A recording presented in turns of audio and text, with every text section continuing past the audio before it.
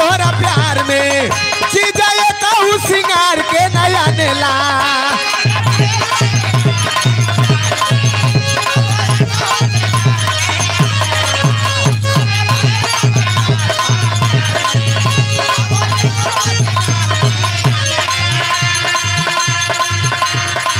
तो दुल्हावा कलम अरे सिलावट पे चूड़िया दुल्हावा कलम अरे सिलावट पे चूड़िया फोड़े लुए जान सिलावट पे चूड़िया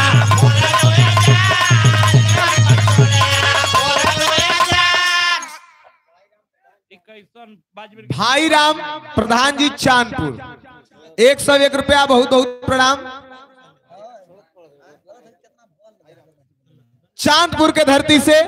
भाई राम अमित यादव हमरे गोपाल भाई के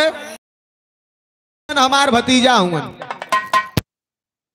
बहुत बहुत के शुभ आशीर्वाद है कि भाई बाबू के पलकी है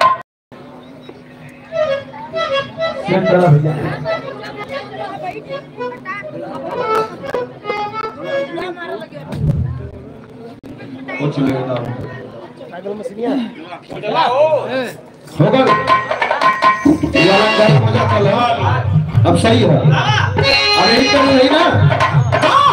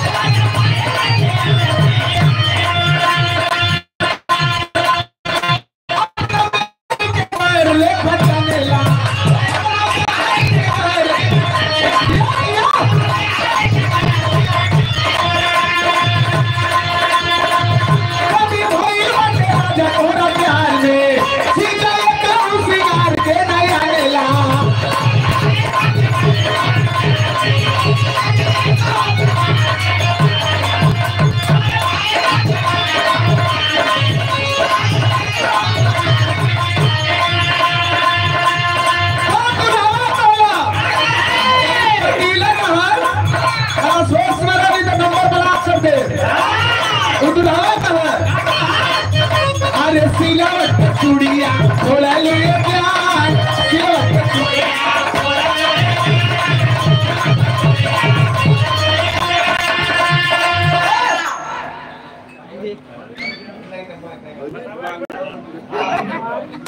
हमारे लल्लन नन्ना के तरफ से चांदपुर और चांदपुर चौराहा पे हमारा कार्यक्रम रहा राधा रानी सोनकर के साथ में बड़ा सम्मान दिले रहलन और न चाहते हुए भी बड़ा खमच के विराग बोलन हमरे लल्लन नन्ना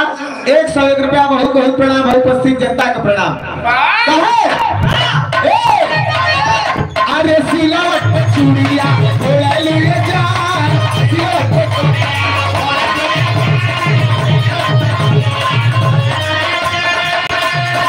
अरे सिलावट पे चूड़िया बोला लिए जान सिलावट पे चूड़िया बोला लिए जान अपना राजा जी को